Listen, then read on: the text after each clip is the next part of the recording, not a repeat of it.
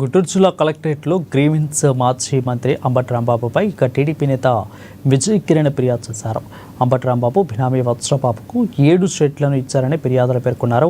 ఇక AP IAC వారి నియమ నిబంధనలు ఉల్లంఘించారని ఫిర్యాదు చేశారు. అనేక అక్రమాలకు పాల్పడిన ప్రధాన సూత్రధారి అయిన అంబటి రాంబాబు, అతని బినామీ అయిన బాల వజ్రబాబు అనుచరులపై విచారణ జరిపి చట్టపరమైన చర్యలు తీసుకోవాలని విజయ్ కిరణ్ కలెక్టర్ను కోరారు. ఏపీఐసీ చైర్మన్గా ఉన్నప్పుడు అంబటి రాంబాబు అనేకమైనటువంటి అక్రమాలు, అన్యాయాలు, కేటాయింపులు చేసినటువంటి పరిస్థితి అందరికీ తెలుసు. ఏపీఐసీకి సంబంధించిన అనేకమైనటువంటి స్కామ్లు ఆ రోజున బయటకు వచ్చినటువంటి పరిస్థితి.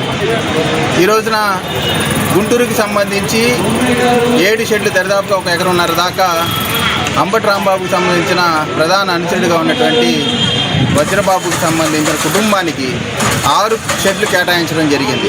అతని అక్కకి, భార్యకి, బామ్మర్దికి, అన్నకి, తమ్ముడికి, అందరికీ, అంటే కుటుంబ సభ్యులు తప్ప వేరే ఎవరు లేకుండా. అదే కాకుండా అతని బినామీగా ఉన్నటువంటి కె సన్నీబాబు, కనపాల సన్నీబాబు అనేటువంటి అతనికి ఇంకొక షెడ్, మొత్తం 7 షెడ్లు కూడా ఒకే కుటుంబానికి కేటాయింపు చేసుకునేలాగా అంబటి రాంబాబు ఆ కేటాయింపులు అక్రమ పద్ధతిలో చేయటం, దాని తర్వాత అనేకమైనటువంటి సబ్సిడీలు తీసుకోవడం, కూడా అనేకమైనటువంటి స్కాములు చేసినటువంటి పరిస్థితి. ఇవన్నీ కూడా నేనేదో చెప్పడం కాదు, నేను ఇచ్చిన ఫిర్యాదుని బేస్ చేసుకొని విజిలెన్స్ వారు ఇది వాస్తవమే తేల్చినటువంటి పరిస్థితి ఉన్నది.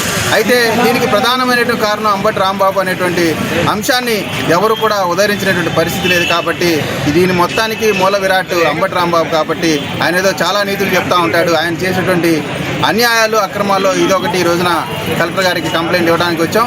ఖచ్చితంగా దీనిపైన విచారించి చర్యలు తీసుకుంటా ఉన్నారు. కాబట్టి ఇటువంటి నేర ప్రవృత్తి కలిగినటువంటి ఇటువంటి సంఘ విద్రోహ శక్తులు, ఎందుకంటే పేద దళితులకి చెందాల్సినటువంటి ఈ భూములన్నీ కూడా వాళ్ళు గద్దల్లాగా తన్నుపోయారు. కాబట్టి వీరి నైజం ఇదేటువంటి విధానం. కాబట్టి వీరిపైన చట్టపరంగా చర్యలు తీసుకొని శిక్షించాలని మాత్రం కోరుకుంటాం.